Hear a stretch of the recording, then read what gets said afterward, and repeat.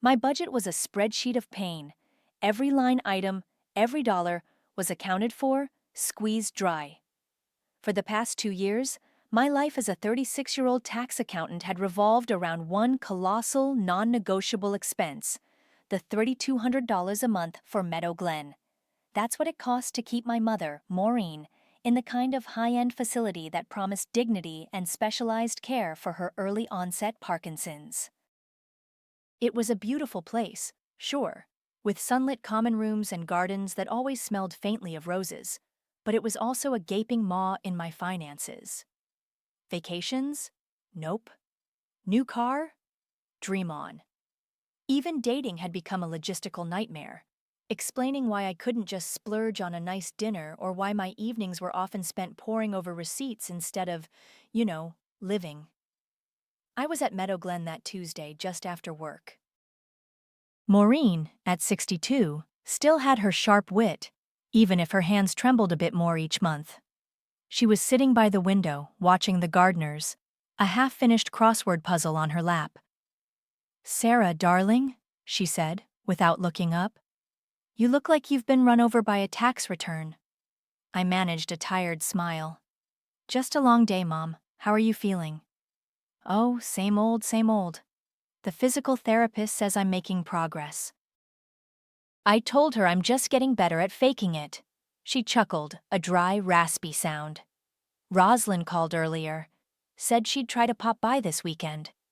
I felt a familiar knot tighten in my stomach. Roslyn, my younger sister, 33, and the queen of good intentions that never quite materialized. "Oh, that's nice," I said, trying to keep my voice even. "She hasn't been by in a while, has she?" Maureen sighed, a hint of weariness in her tone. "Not since your birthday, I think. Or was it Christmas?" Honestly, the days blend together here. She's so busy with the wedding planning, I suppose. Right, the wedding. Roslyn's upcoming nuptials to Mark, a dentist she'd met on a dating app, had become her entire personality. Every conversation, every social media post revolved around it. Meanwhile, I was here, making sure our mother was cared for, while Roslyn was off planning her dream day on what I assumed was Mark's dime. I felt a surge of resentment, quickly suppressed. It was pointless. Roslyn had always been like this, charming her way through life while I picked up the pieces. My phone buzzed. It was Roslyn. I excused myself, stepping into the quiet hallway. "Hey, sis!" Her voice was bright, airy, like nothing could ever touch her. "So sorry, but I actually have to cancel our visit this weekend. Lindsay just called. Last-minute bridal shower planning emergency. You know how it is." I did know. It was always an emergency, always something more important than a quiet afternoon with our mother. "Right," I said, my voice flat. "Mom just mentioned you called. She was hoping to see you."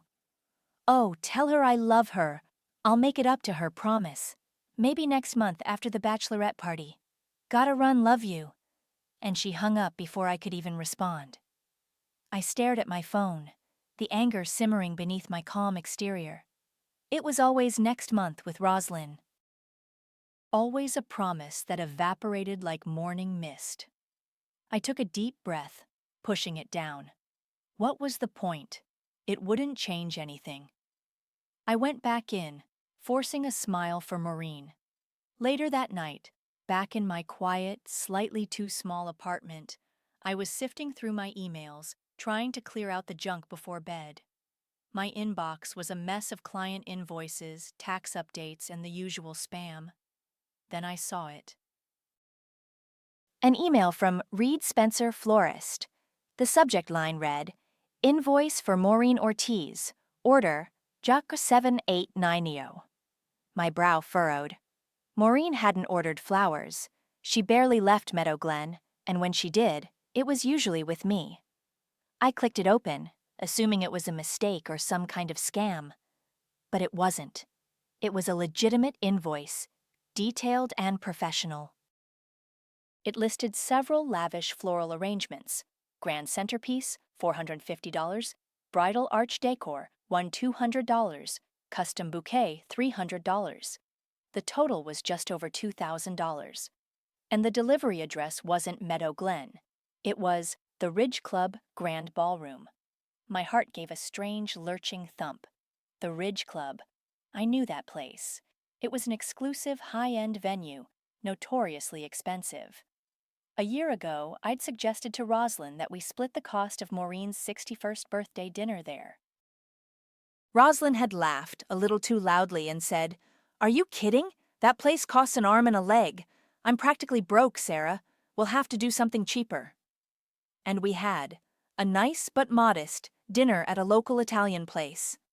Now here was an invoice for over $2,000 in flowers, addressed to Maureen Ortiz, delivered to the very venue Roslyn claimed she couldn't afford. A cold, unsettling feeling began to spread through me.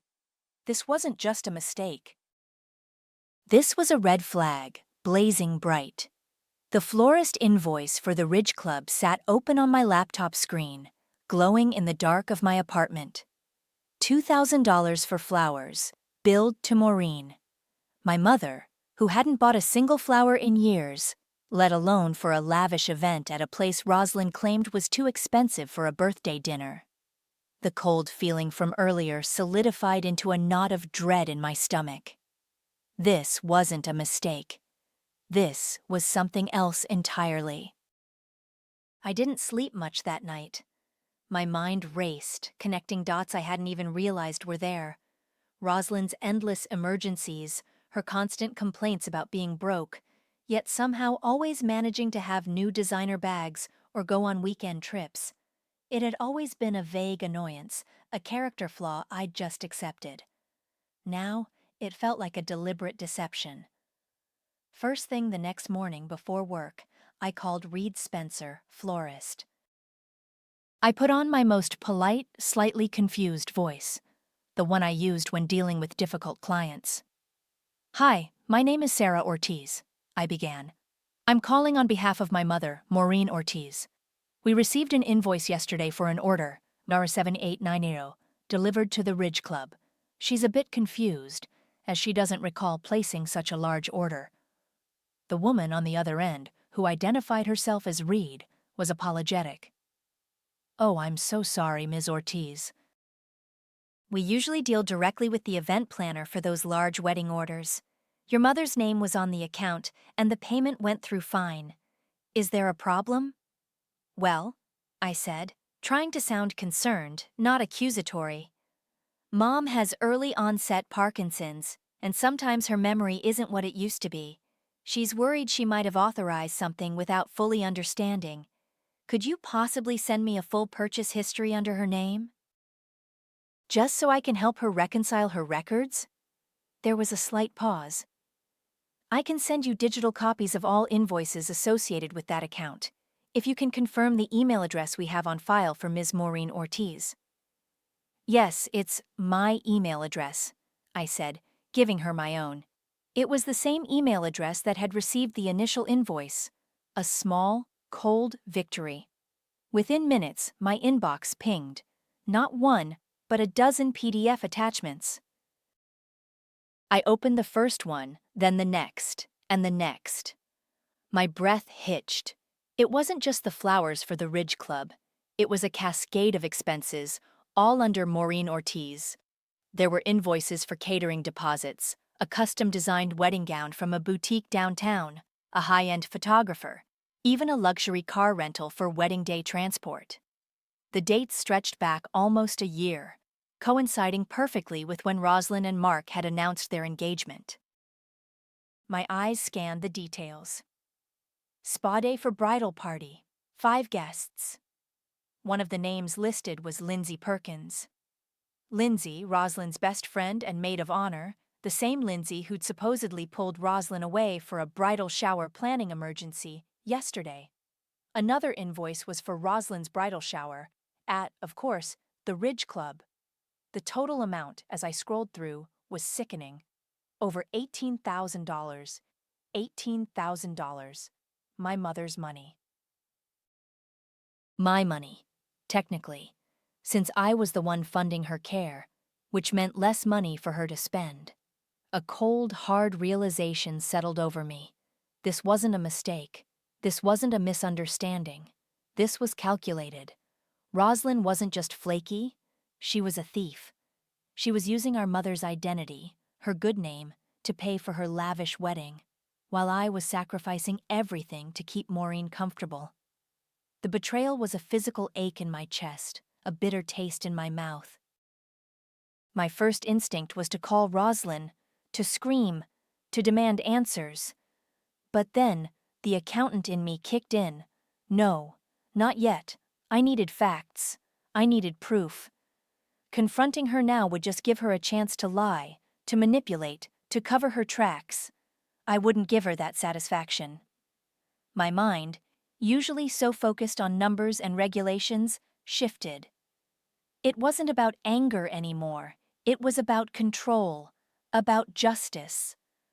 I closed the florist invoices and opened my credit monitoring app. I had set it up for Maureen a few years ago, just as a precaution, linking it to her primary bank account. I rarely checked it, trusting her limited spending and my oversight. Now I drilled down into the details, looking at every account linked to her name.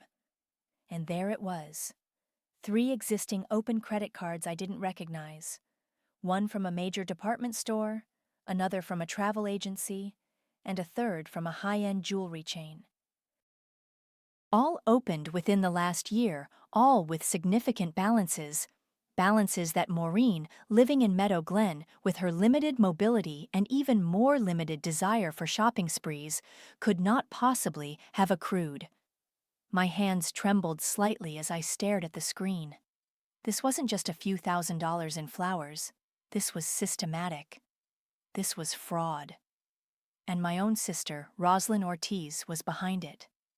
The game had changed. This wasn't just about resentment anymore. This was war. The 3 unauthorized credit cards staring back at me from Maureen's credit monitoring app felt like a punch to the gut. This wasn't just Roslyn being irresponsible with a shared family account. This was outright identity theft. My mind, usually so clear and analytical, felt foggy with a mix of fury and disbelief. I knew I couldn't handle this alone. I needed someone who understood the legal side of things, someone I could trust implicitly. There was only one person who came to mind: Javier Wong, my ex-boyfriend. We'd broken up almost 2 years ago, just before Maureen's Parkinson's diagnosis really took hold. It hadn't been a messy split, just a slow fade as my life became consumed by work and my mother's care. He was a lawyer, 37 now, specializing in corporate law, but he was sharp, meticulous, and had always been my rock. It felt strange, almost wrong to call him after so long, especially about something so deeply personal and ugly. But I swallowed my pride. This wasn't about us. This was about Maureen. Javier, it's Sarah. My voice sounded tighter than I intended. There was a beat of surprise on his end. Sarah? Wow. Hey, everything okay? His voice was calm, familiar, and a wave of unexpected relief washed over me. No, actually, I admitted, my voice dropping. Not okay at all. I have a situation. A really bad one. I need advice. Legal advice. I explained everything, starting with the florist invoice, moving through the $18,000 in wedding expenses, and finally, the 3 unauthorized credit cards. I laid it all out, the cold, hard facts, trying to keep the emotion out of my voice. But I could hear the tremor anyway. Javier listened, silently at first, then with increasingly sharp questions. So, you're saying Roslyn used Maureen's identity to open these accounts? And to pay for her wedding? That's what the evidence suggests, I said, my voice flat. The charges match up perfectly with her wedding planning timeline. The names on the spa day invoice, the delivery address for the flowers. It all points to her. There was a long pause. Sarah, this is serious. This is fraud. Identity theft. You're talking about a felony. I know, I whispered. That's why I called you. He offered to meet me that evening. We ended up at my apartment, the same one he'd helped me move into years ago. The air was thick with unspoken history, but we both ignored it, focusing on the task at hand. Javier, ever the professional, laid out a plan. First, we need to gather every shred of evidence, he explained, his brow furrowed in concentration. Bank statements, credit card statements, the florist invoices, anything that links these purchases to Roslyn. We'll need to prove she was the one making these transactions, not Maureen. For the next few days, my life became a blur of digital forensics. I pulled every bank statement from Maureen's accounts, cross-referencing them with the credit card statements Javier had helped me obtain. It was tedious, painstaking work, but with each matching date, each fraudulent charge, my resolve hardened. Javier, meanwhile, was a quiet, steady presence. He'd bring over coffee, or sometimes a takeout dinner, and we'd sit side by side, hunched over my laptop, the glow of the screen illuminating our faces. He'd offer legal insights, explain the nuances of fraud law, and occasionally, a dry, sarcastic comment that would cut through the tension. So, your sister has expensive taste in floral arrangements, apparently. Good to know. As I dug deeper, a pattern emerged. Roslyn's social media posts became my most damning evidence. She was obsessed with Instagram, posting every detail of her dream wedding journey. I'd find a charge for a bridal boutique on Maureen's card, then scroll through Roslyn's feed and find a selfie of her in a wedding dress, tagged with the exact date and location of that boutique. A charge for a caterer's tasting, a picture of Roslyn and Mark with tiny plates of food captioned, "Tasting amazing things for the big day." The selfie timing matched the timestamps on the transactions. It was sickeningly clear. She wasn't just using Maureen's money. She was flaunting it. "She's always been like this," I muttered one evening, pointing to a post where Roslyn was complaining about how tight money was, while simultaneously wearing a new designer watch that had appeared on one of the unauthorized credit card statements. Always pretending to be broke, then leveraging other people's goodwill. Only this time, it's not just goodwill. It's theft. Javier nodded, his expression grim. It's a classic pattern. Entitlement, manipulation. It's just escalated. The evidence was overwhelming, damning. We had enough. It was time to make a move. "Okay," Javier said, leaning back in his chair, rubbing his temples. "We need to freeze all of Maureen's credit accounts, immediately. This will prevent any further unauthorized charges and protect her credit score." I logged into the credit monitoring app, my fingers flying across the keyboard. With a few clicks, I initiated the freeze on all 3 major credit bureaus. It felt like I was finally taking control, finally putting a stop to the bleeding. 2 hours later, my phone buzzed. It was a text from Roslyn. "Hey, weird thing," it read. "Mom's card just declined at the caterer? Do you know what's up?" A slow, cold smile spread across my face. Oh, I knew what was up. The game had officially begun. Mom's card just declined at the caterer? "Do you know what's up?" Roslyn's text glowed on my screen, a perfect little trap. I stared at it for a long moment, a strange mix of satisfaction and cold dread swirling inside me. This was it. The first ripple in the pond. I typed back, my fingers moving deliberately. No idea. I haven't touched her accounts. Maybe call the bank? It was a lie, of course, but a necessary one. I wasn't about to tip my hand. Not yet. I imagined Roslyn's frantic face, probably calling the caterer, then the bank, then Mark, trying to figure out why her carefully constructed house of cards was starting to wobble. Good. Let her sweat. The next day, I went to Meadow Glen. I hadn't told Maureen about the fraud yet. How do you tell your mother that her youngest daughter, the one she'd always doted on, was systematically stealing from her? It felt like a betrayal of Maureen's trust, even though I was the one trying to protect her. But with the credit accounts frozen, I knew Roslyn would eventually come looking for answers, and I needed Maureen out of the line of fire. "Mom?" I started, sitting beside her on the plush sofa in her room. "I was thinking, it's been a while since you stayed at my place, and with the wedding coming up, I thought it might be nice for you to be closer to everything. Maybe a change of scenery for a bit." Maureen looked at me, her eyes surprisingly sharp. "A change of scenery?" "Sarah, you're a terrible liar. What's going on?" I hesitated, then decided on a partial truth. "There have been some irregularities with your finances. Nothing for you to worry about. I'm handling it. But it might be better if you were with me for a while, just until I sort everything out. It would make it easier for me to manage things and you'd be more comfortable." She studied my face, her gaze unwavering. "Irregularities, huh? Is this about Roslyn?" My breath caught. "Why do you ask that, Mom?" She gave a small, knowing smile. "Because whenever you get that look on your face, it's usually about Roslyn, and because, well, I've noticed things, little things, like how she's always got a new something or other, but never seems to have any money for me, or how she always says she'll visit, and then something comes up." She sighed. "She's always been a bit opportunistic, your sister." A wave of relief washed over me. She suspected. She wasn't completely blind. "It's a bit more than opportunistic this time, Mom," I admitted, my voice low. "But I promise, I'm taking care of it, and I need you with me." Maureen considered this for a moment, then nodded. "All right, darling. If you think it's best.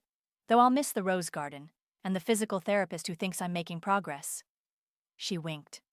"But I suppose a home-cooked meal wouldn't go amiss." Moving Maureen was surprisingly easy. She packed a small bag, and I handled the paperwork with Meadow Glen, explaining it was a temporary leave of absence. Within a day, she was settled into my guest room, her familiar scent of lavender and old books filling my apartment. It felt both right and incredibly strange to have her there. With Maureen safely ensconced, I turned my full attention to building the legal suit. Javier had compiled a mountain of documents: bank statements, credit card applications with Maureen's forged signature. Roslyn's handwriting was distinctive, even when trying to disguise it. Email correspondence from vendors, and my carefully curated collection of Roslyn's social media posts. It was grueling work, cross-referencing every detail, building an airtight case. There were moments, late at night, when I stared at the evidence, a knot of guilt twisting in my gut. This was my sister. My blood. Was I really going to do this? Expose her? Potentially ruin her life? Just days before her wedding? Then, one afternoon, as I was showing Maureen some of the documents, just enough to explain the gravity without overwhelming her, she chuckled. It was a dry, almost bitter sound, but there was a glint in her eye. "Did I ever tell you?" Maureen said, picking up a copy of a forged credit card application. "Roslyn used to sign my name on school permission slips. She was 7. Said she forgot to get my signature for a field trip to the zoo. I only found out when the teacher called, asking why I hadn't returned the form." She paused, a distant look in her eyes. "She's been using me since she was 7, hasn't she?" Her words hit me like a physical blow. She's been using me since she was 7. It wasn't just a recent escalation. It was a pattern, ingrained and deeply rooted. My guilt for a moment evaporated, replaced by a cold, righteous anger. This wasn't just about money. This was about a lifetime of manipulation, of taking advantage, of treating our mother, and by extension, me, as a resource to be exploited. That night, Javier came over, a thick manila envelope in his hand. He placed it on my coffee table. "It's all here, Sarah. The complaint, the summons, the exhibits, everything you need." I reached for it, my hand trembling slightly. I pulled out the top document, the formal legal complaint. My name, Sarah Ortiz, as the plaintiff on behalf of Maureen Ortiz. Roslyn Ortiz, the defendant. The charges: identity theft, fraud, elder abuse. The amount sought: the full $18,000, plus damages. I looked up at Javier, my voice a whisper. We serve her next Friday. He nodded, his expression unreadable. Next Friday, her rehearsal dinner. A chilling calm settled over me. There was no going back now. The week leading up to Roslyn's rehearsal dinner felt like walking through a thick fog. On the surface, I was calm, almost serene. I went to work, filed tax returns, made small talk with colleagues. But underneath, a storm was brewing. My coworkers, usually oblivious to my internal turmoil, noticed. "Sarah, you seem quieter than usual," my cubicle neighbor Brenda commented one morning, eyeing me over her coffee mug. "Everything all right?" "Just a lot on my plate," I replied, forcing a smile. It wasn't a lie, not exactly. My plate was overflowing with righteous fury and the meticulous planning of a public takedown. Javier had delivered the legal documents on a Friday. The rehearsal dinner was scheduled for the following Friday. 7 days. 7 days for me to practice calm, to steel myself, to prepare for the inevitable explosion. "Once this begins, Sarah," Javier had warned me, his voice serious, "there's no undoing it. You're burning a bridge, and you're burning it spectacularly." "Are you sure you're ready for that?" His words echoed in my head. No undoing. I knew that. I knew the cost. I knew what it meant to sever ties with my only sibling, to shatter what remained of our family facade. There were moments, fleeting ones, when a pang of doubt would hit me. Was this truly the only way? Could I just let it go? Demand the money back privately? Then, as if on cue, my phone buzzed. It was an Instagram story from Lindsay Perkins, Roslyn's best friend and maid of honor. The screen filled with a blurry celebratory video. Lindsay giggling, holding up a fancy cocktail. Roslyn in the background, laughing, looking radiant. The caption read, "Rehearsal week, baby. Sarah's Blessed Nuanchas Ortiz event of the year." The camera panned, showing a glimpse of a lavish bar setup. A detailed list of premium spirits and wines was clearly visible on a chalkboard behind the bar. And then, the kicker. A small, discreet sign at the bottom, almost hidden, that read, "Compliments of M. Ortiz." My breath hitched. M. Ortiz. Maureen Ortiz. The open bar, the countless expensive details of this blessed event, all paid for with my mother's stolen money. The doubt, the fleeting guilt, vanished like smoke, replaced by a cold, hard resolve. This wasn't just about the money anymore. It was about the audacity, the blatant disrespect, the absolute lack of remorse. Roslyn wasn't just taking. She was celebrating her theft, rubbing it in my face, in Maureen's face, in the face of everyone who knew how much I sacrificed. A memory, sharp and vivid, flashed through my mind. I was about 10, Roslyn 7. We were at the local fair, and I'd won a small, cheap plastic ring from a carnival game. It wasn't much, but it was mine, a little treasure. Roslyn had begged me for it, pleaded, promised she'd give it back. I, being the older, more responsible sister, had relented. The next day, she'd traded it for an extra scoop of ice cream with a friend. When I confronted her, she just shrugged, a sweet, innocent smile on her face. "Oh, I forgot. It was just a silly plastic ring, Sarah. What's the big deal?"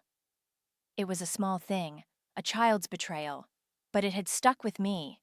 The casual disregard for my feelings, the easy lies, the way she could just take what she wanted and dismiss the consequences. It was the same pattern, just on a grander, more destructive scale. The rest of the week passed in a blur of controlled anticipation. I kept Maureen distracted, taking her for short walks, playing board games. She still hadn't pressed me for details about the irregularities, but I could feel her quiet observation, her subtle understanding. She knew something big was coming, I spent my evenings meticulously reviewing the legal documents, visualizing the moment. I practiced my poker face in the mirror.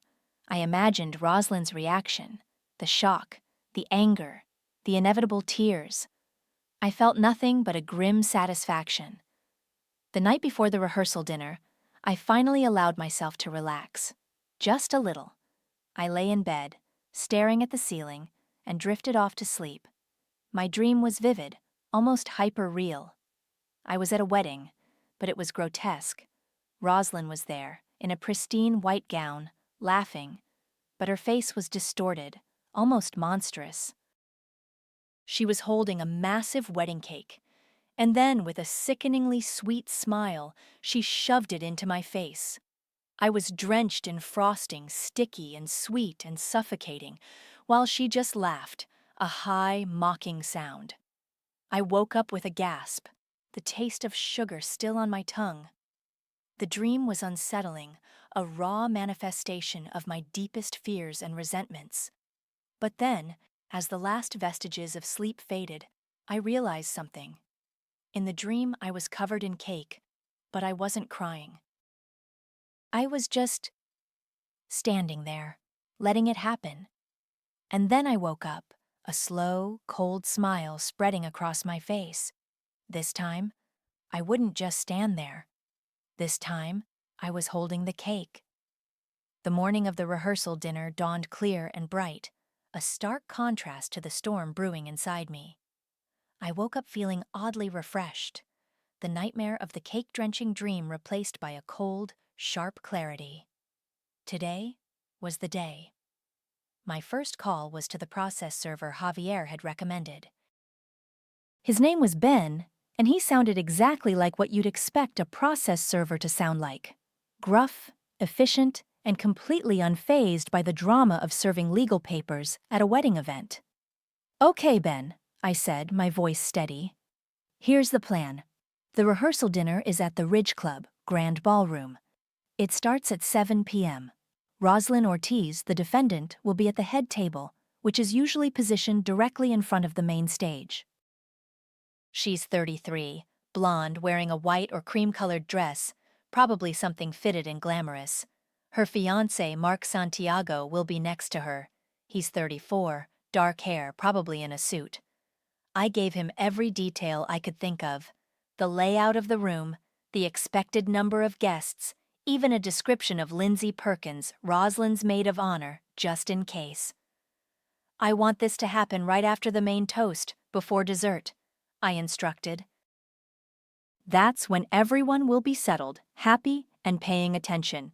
Maximum impact." Ben grunted. "Got it. Right after the toast. You'll be there, I assume?" "I will," I confirmed. "I'll be with my mother, Maureen Ortiz. She's 62, in a wheelchair. We'll be at a table near the back, by the entrance, for easy exit. I'll give you a nod when the toast is done." "Understood. Payment confirmed?" "Confirmed." It was a logistical masterpiece, as I mentally dubbed it. Every detail accounted for, every contingency planned. This wasn't just about serving papers. It was about delivering a message. A very public, very clear message. Next, I opened my email. I found the contact information for the Ridge Club's event coordinator and, using a generic email address, sent a polite inquiry. "Hello, I'm just confirming a reservation for the Ortiz-Santiago rehearsal dinner this evening. I'm a photographer who was hired last minute, and I just wanted to ensure I have the correct time and location for the event. Could you please confirm the start time and the specific ballroom?" Within minutes, I received a reply. "Dear photographer, the Ortiz-Santiago rehearsal dinner is indeed tonight, Friday, at 7 p.m. in the Grand Ballroom. We look forward to seeing you." Perfect. Another confirmation, another piece of the puzzle falling into place. I called Javier. "It's all set," I told him. "Ben knows the drill. I've even confirmed the venue details." There was a pause on his end. "Sarah," Javier said, his voice soft, "are you sure about this? I know she deserves it, but this is extreme. If you destroy her, you're living with the explosion, and it will be an explosion. I closed my eyes, picturing Rosalind's smug face on Instagram, the compliments of Monsieur Ortiz sign. She chose this, Javier, I said, my voice flat, devoid of emotion.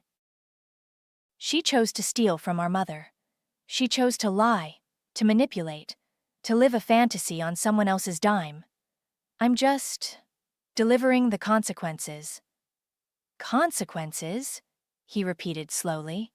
Just be prepared for the fallout. It's not going to be clean. I know, I said, but sometimes it's necessary. I hung up, the weight of his words settling on me. He was right. It wouldn't be clean. But after 2 years of sacrificing everything, after discovering the depth of Rosalind's betrayal, I was beyond caring about clean. I wanted justice, and I wanted it served cold. I spent the afternoon with Maureen. She was calm, surprisingly so. We played a game of cards, and she beat me handily. You're distracted, darling, she observed, a slight smile playing on her lips. Something big is happening tonight, isn't it? Something big, I confirmed, squeezing her hand. Are you ready? She looked at me, her eyes clear and steady. I've been ready for a long time, Sarah. It's about time someone taught that girl a lesson. As the evening approached, I helped Maureen get dressed. She looked elegant in a simple navy blue dress. I chose a dark, understated outfit, something that would allow me to blend into the background, a silent observer. We arrived at the Ridge Club just as guests were starting to filter in. The grand ballroom was indeed grand, filled with the soft glow of fairy lights and the murmur of excited chatter. Floral arrangements, undoubtedly paid for by Monsieur Ortiz, adorned every table. Rosalind, radiant in a shimmering white gown, was already at the head table, laughing, accepting congratulations, looking every inch the blissful bride-to-be. Mark, her fiancé, looked a little overwhelmed but happy. Lindsay Perkins was by Rosalind's side, phone already out, capturing every moment for social media. Maureen and I found our table near the back, as planned. I watched the room, a silent predator in the shadows. The air was thick with anticipation, with celebration. Laughter, clinking glasses, the gentle hum of conversation. Toasts began, one after another, praising Rosalind and Mark, wishing them happiness. I watched Rosalind, her head thrown back in laughter, basking in the glow of her perfect stolen moment. The irony was almost unbearable. Then, Mark stood up, clearing his throat, a nervous but happy smile on his face. I just want to thank everyone for coming tonight, he began, his voice echoing slightly through the microphone. Rosalind and I are so incredibly grateful for all of your love and support. We can't wait to celebrate with all of you tomorrow. He raised his glass. To Rosalind, to us. To forever. The room erupted in applause, glasses clinking. Rosalind beamed, tears welling in her eyes. This was it, the perfect moment. I caught Ben's eye across the room. He gave me a subtle nod. Then, just as the applause began to fade, just as Rosalind was about to take a sip of champagne, a hand appeared on her shoulder. A firm, professional grip. Rosalind Ortiz? A voice, clear and resonant, cut through the lingering celebratory buzz. You've been served. The words hung in the air, sharp and clear, cutting through the celebratory din like a knife. Rosalind Ortiz, you've been served. A collective gasp rippled through the grand ballroom. Heads swiveled. The clinking of glasses ceased. The festive chatter died, replaced by an eerie, stunned silence. All eyes, 100 pairs of them, fixed on the head table. Rosalind, still holding her champagne flute, froze. Her radiant smile evaporated, replaced by a look of utter bewilderment, then dawning horror. Ben, the process server, a nondescript man in a dark suit, held out a thick stack of papers. The summons, the legal complaint, the evidence. What is this? Rosalind whispered, her voice barely audible. Her eyes darted around the room, frantic, searching for an escape, a friendly face. "These are legal documents, Ms. Ortiz," Ben stated, his voice flat and professional. "You are being sued for fraud and identity theft. Please sign here to acknowledge receipt." He extended a clipboard and a pen. Rosalind's face went from pale to blotchy red. "No! This is a mistake! You have the wrong person!" She tried to bat the papers away, her hand trembling so violently that champagne sloshed over the rim of her glass. Mark Santiago, her fiancé, who had been standing beside her, looking utterly bewildered, stepped forward. "What's going on?" he asked, his voice tight with confusion. "Who are you?" "I'm a process server," Ben replied calmly, "and I'm serving Ms. Rosalind Ortiz with a civil summons." He placed the documents directly onto the table in front of her, then turned and walked away, melting back into the crowd as silently as he had appeared. His job was done. Rosalind stared at the papers, her eyes wide with disbelief. She snatched them up, her fingers crushing the top page. "This is insane!" she shrieked, her voice cracking. "This is a lie! Mark, what is this?" Mark picked up one of the fallen pages, his eyes scanning the bolded words. "Maureen Ortiz versus Rosalind Ortiz. Identity theft, fraud, elder abuse." His face went ashen. He looked from the papers to Rosalind, a dawning comprehension, and then utter shock spreading across his features. "Rosalind," he said, his voice low, "what have you done?" Lindsay Perkins, Rosalind's maid of honor, who had been filming the entire toast, lowered her phone, her mouth agape, her eyes, wide with horror, darted towards our table. She knew. She was complicit in some of it, I remembered from the spa day invoice. The room was a cacophony of whispers. Guests were leaning in, murmuring, pointing. Phones were discreetly being raised, recording. The beautiful, perfect rehearsal dinner had shattered into a million pieces. Mark, his face a mask of disbelief and anger, grabbed Rosalind's arm. "We need to talk. Now." He pulled her, stumbling towards a side door, away from the staring eyes. Rosalind, still clutching the crumpled summons, was sobbing, protesting. But he didn't let go. Silence descended again, a heavy, suffocating blanket. Then, my phone buzzed, and buzzed again. Message from an unknown number. "Was this your doing?" Another from a distant cousin. "Sarah, what just happened? Is Rosalind really being sued?" And then, the one I had been expecting from Rosalind. "How could you do this to your own sister? On my rehearsal dinner? You ruined everything. I hate you." I looked at the messages, then slowly, deliberately, put my phone back in my purse. I didn't reply. There was nothing to say. I looked at Maureen.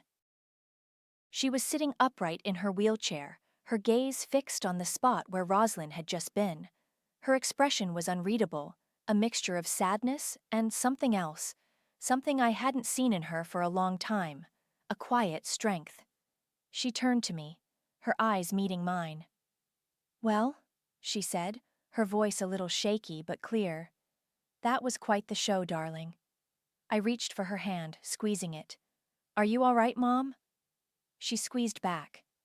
"I'm fine, Sarah. More than fine." "You did what needed to be done. You finally backed yourself. And me." She looked around the stunned ballroom, then back at me, a faint, proud smile touching her lips. "I'm proud of you, Sarah." Her words were a balm, a quiet affirmation that cut through the chaos. All the guilt, all the doubt, all the simmering resentment coalesced into a single, undeniable truth. This was necessary. As we stood to leave, the whispers started again, but they felt distant now, like background noise. I pushed Maureen's wheelchair towards the exit, my back straight, my head held high. We walked past the shocked faces, the murmuring guests, the ruined celebration. Just as we reached the door, Maureen looked up at me, a mischievous glint in her eye. "Do we still get cake?" she asked. The question was so unexpected, so perfectly Maureen, that a genuine, unbidden laugh burst out of me. It was a deep, full laugh, one that started in my chest and bubbled up, light and free. The first real laugh I'd had in months, maybe even years. "Yes, Mom," I said, still laughing, the sound echoing softly in the quiet ballroom. "We still get cake." Weeks passed since the rehearsal dinner. The initial shockwave had subsided, but the fallout lingered like a toxic cloud. My apartment, usually a quiet sanctuary, now hummed with a different kind of energy. Maureen was settled in, her presence a comforting anchor amidst the storm. She was surprisingly resilient, her wit sharper than ever, though I knew the situation with Roslyn weighed heavily on her. "She hasn't called, has she?"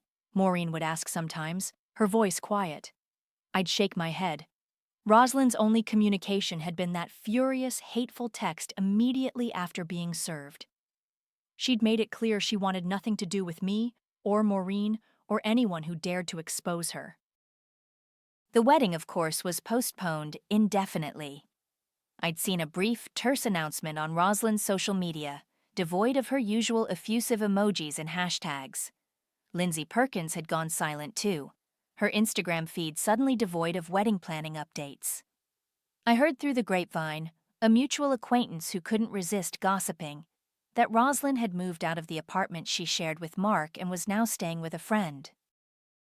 Mark, apparently, had been devastated and blindsided.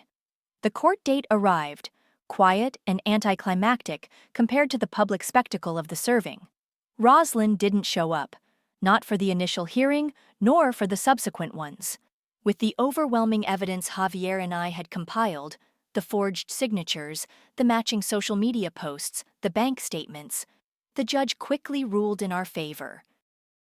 A default judgment was entered against Roslyn Ortiz, legally obligating her to repay the full $18,000, plus additional damages and legal fees.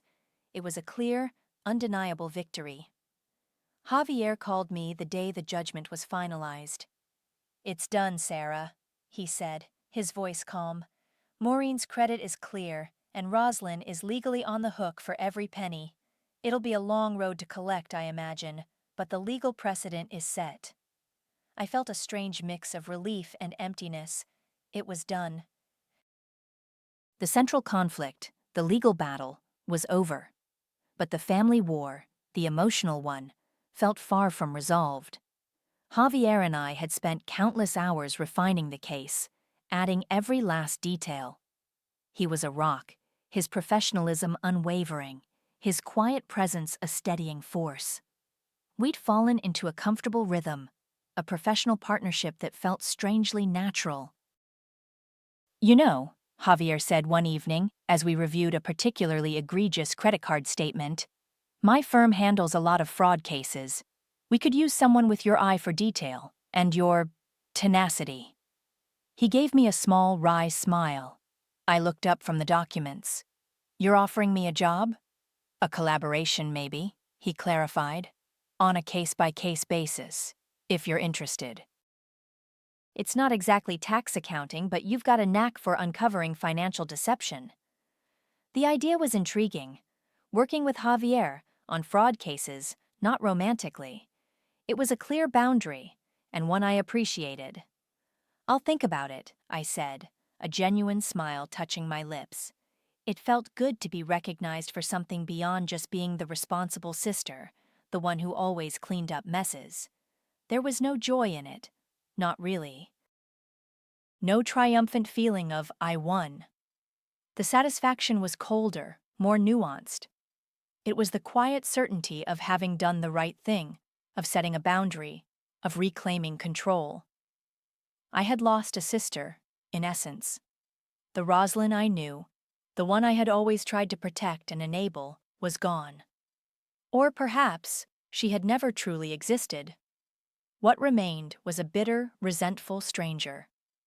It was a profound loss, a severing of a blood tie that had once been unbreakable, however strained. But in that loss, there was also gain. I had gained peace. the constant hum of anxiety, the low-level resentment that had been a constant companion for years, had finally quieted. I had clarity. I saw Rosalind for who she truly was, and I saw myself too. No longer just the dutiful daughter, but a woman capable of fierce protection and unwavering resolve. I had learned in the most painful way possible that boundaries weren't just polite suggestions. They were holy. They were necessary for self-preservation. One afternoon, about 2 months after the rehearsal dinner, an envelope arrived at my door. It was thicker than a standard letter, cream-colored, with elegant calligraphy. It wasn't from Rosalind. I knew her messy, sprawling handwriting too well. This was precise, formal. I opened it, my heart giving a strange little thump. Inside was a wedding invitation. My breath hitched. My first thought was that Rosalind, in some twisted act of defiance, was still going through with it, somehow. But then I looked at the names. It was an invitation to the wedding of Mark Santiago and Sarah Chen. The date was set for 6 months from now, a quiet ceremony in a different city, and tucked inside, separate from the formal invitation, was a small folded note, handwritten on a simple card. Sarah, it read. I know this is probably a shock. There's so much I still don't understand, but I'm trying. What you did? It was brutal, but it was honest. Your honesty saved me from a life built on lies. Thank you. I hope you and your mother can find peace. And maybe someday, we can too. Mark. I read the note again, then again. Mark. He had moved on. He had seen the truth, and he had thanked me. It wasn't a clean ending. There was no grand reconciliation, no sudden outpouring of love. Rosalind was still out there, probably still angry, still blaming me. But looking at Mark's invitation, at his genuine gratitude, I felt a quiet sense of vindication. Revenge hadn't brought me joy, not in the way a child imagines it, but it had brought truth, and sometimes truth was the most satisfying thing of all.